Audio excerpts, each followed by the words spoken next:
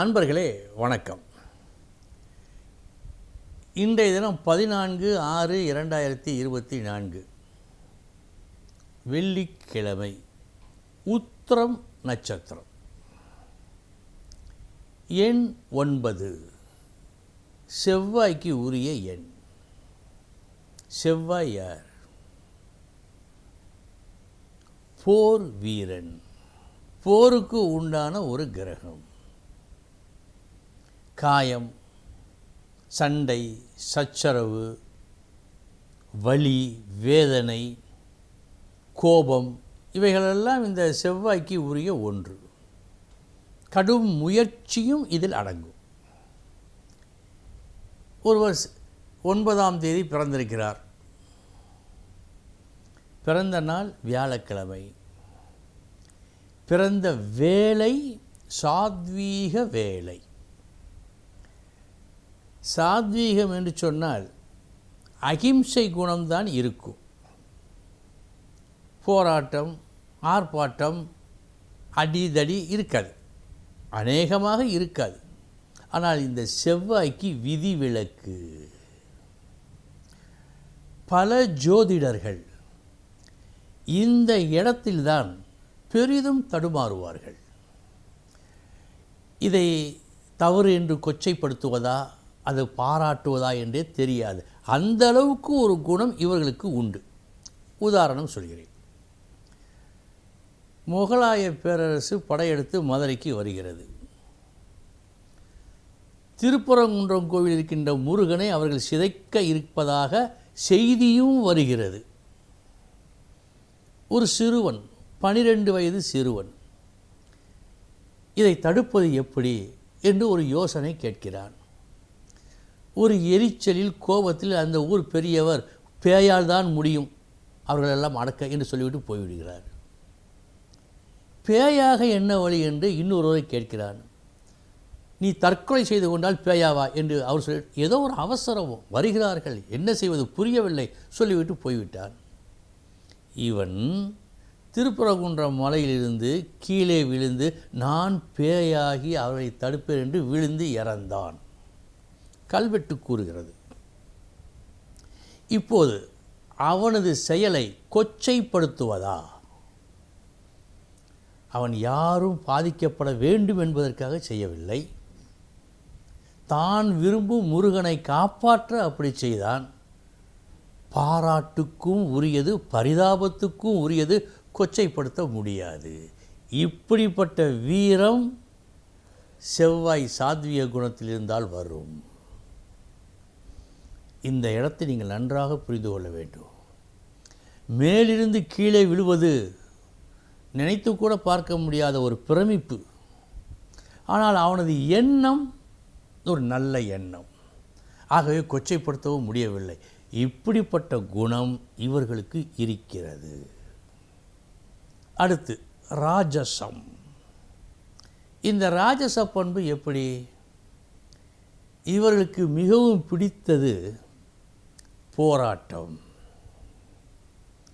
கலகம் பிறந்தால்தான் நியாயம் பிறக்கும் என்பதில் உறுதியாக இருப்பவர்கள். சில மேநாட்டு தத்துவங்களை கெட்டியாக பிடித்து கொண்டு அதன்படி நடக்க முயற்சிப்பவர்கள், ஆனால் நல்லவர்கள். தனக்காக என்று சேர்த்து வைக்க மாட்டார்கள். உள்ளத்தளவில் உயர்ந்தவர்கள், அதில் மாற்று கருத்தே கிடையாது. அவருடைய வழிமுறை கேள்விக்கு உரியது. இப்படி செய்யலாமா, வேண்டுமா, வேண்டாம், அது வேறு விஷயம். ஆனால் போராட்டம்தான் உகந்த வழி, நல் வழி என்பதில் திடமாக இருக்கக்கூடிய அன்பர்கள். எனவே போராட்டத்திற்கு தயங்க மாட்டார்கள். ஆனால் நற்குணம் உடையவர்கள், சுயநலம் இல்லை. அடுத்து தாமசம். தனக்கு பிடித்தவர் சொல்கின்ற பொய்யை கூட உண்மை என்று நம்பி அதற்காக உயிரையும் விடுவார்கள். யோசனை சற்று குறைவு. பற்ற வைத்தால் பற்றி கொள்ளும் பஞ்சு இவர்கள்.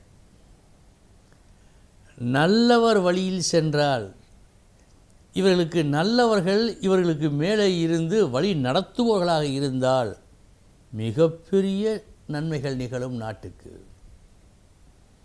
ஒரு தீயவன் தலைமையில் இவர்கள் இருந்தால் அநியாயத்துக்கு அக்கிரமங்கள் நடக்கும், இழப்புகள் நேரிடும். இது போன்ற குணம் இவர்களுக்கு. யார் கையாளுகின்றார்களோ அவர்களுடைய குணத்தை பொறுத்து இவர்கள் குணம் இருக்கும். அன்பர்களே, செவ்வாயின் சாத்வீகம், ராஜசம், தாமசம் பார்த்தோம். நான் ஏற்கனவே குறிப்பிட்டது போல போர் வீரன், கோபக்காரன், யுத்த பிரியன் செவ்வாய்க்கு சாத்வீகம் எப்படி சேரும் என்ற சந்தேகத்திற்கு நான் முதலில் சொன்ன ஒன்று உங்களுக்கு விடை அளித்திருக்கும் என்று நம்புகின்றேன். இனி 12 ராசிகளுக்கு உண்டான பலன்களை பார்ப்போம்.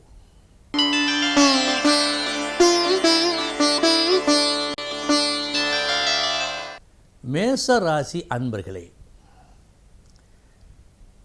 தடை என்று ஒன்று வந்தால்தான் உங்களது பலம் உங்களுக்கு தெரிய வரும். இன்று உங்கள் பலத்தை நீங்கள் அறிய வேண்டிய ஒரு சந்தர்ப்பம் வாய்க்கும். நல்ல வேளை, வெற்றி கிடைக்கிறது.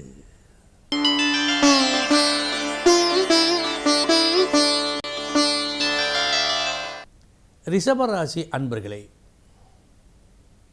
உங்களை பலரும் போற்றுவார்கள். உங்கள் வித்தை திறத்தால் உங்களது திறமையை காட்டி பெருமையை பெற்றுக்கொள்ளும் நாள் இந்த நாள்.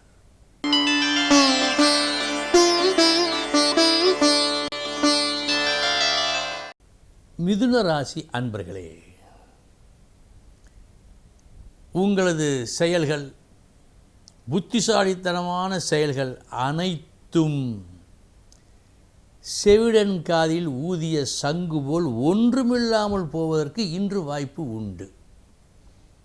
எனவே நன்கு யோசித்து எதையும் செய்யுங்கள்.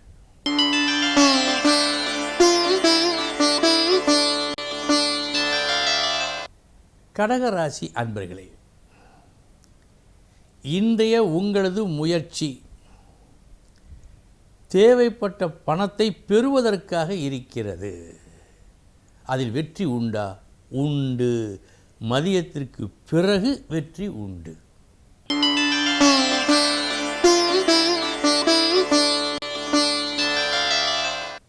சிம்ம ராசி அன்பர்களே, வீட்டிலே ஒரு குழப்பம், தட்டு தடுமாறி மழுப்பலாகவே எல்லோரும் பேசுகின்றார்கள். அந்த நேரத்தில் நீங்கள் உறுதியான குரலில் ஒன்றை சொல்லுகின்றீர்கள். அது அவர்களால் ஏற்கப்படும்.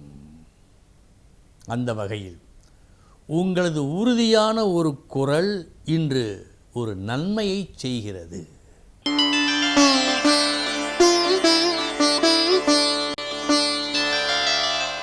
கன்னிராசி அன்பர்களே, நாளைய தினம் என்னென்ன கஷ்டங்கள் வரலாம் என்பதை இன்று நீங்கள் பட்டியல் போடும் நாள் இந்த நாள்.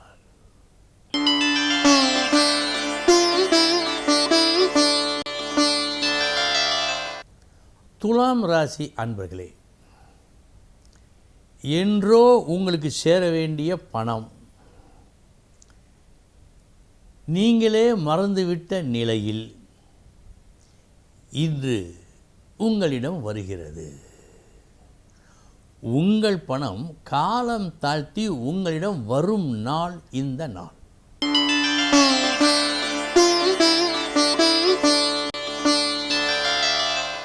விருச்சிக ராசி அன்பர்களே, லாபம் உண்டு. தொழில் மூலமாக லாபம் உண்டு. திறம்பட ஒரு வேலையை செய்து அதற்கு பிரதிபலனாக நல்ல சம்பாத்தியத்தை நீங்கள் அடையும் நாள் இந்த நாள்.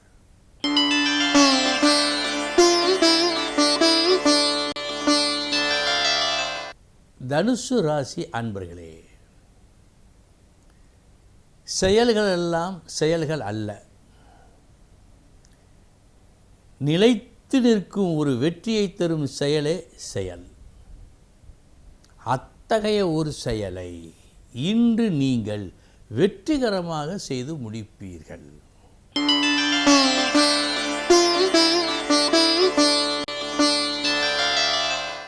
மகர ராசி அன்பர்களே, இத்தனை நாட்களாக நீங்கள் உங்கள் வசம் வைத்திருந்த ஒரு லட்சியத்தை, கொள்கையை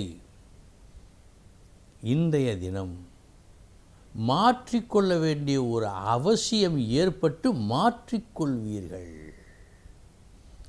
உங்கள் கொள்கை மாறும் நாள் இந்த நாள்.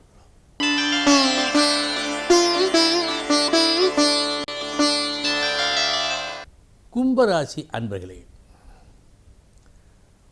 உங்களுடைய அன்பு புரிய வேண்டியவர்களுக்கு இன்றைய தினம் நன்றாக புரிய வரும். அவர்களின் நன்மைக்காக நீங்கள் படுகின்ற ஒரு கஷ்டத்தை பார்த்து இந்த நிலைக்கு அவர்கள் வருவார்கள். பல நேரங்களில் நீங்கள் ஒரு தியாகி என்பதை பறைசாற்றுவீர்கள். இன்றும் பறைசாற்றுகின்றீர்கள்.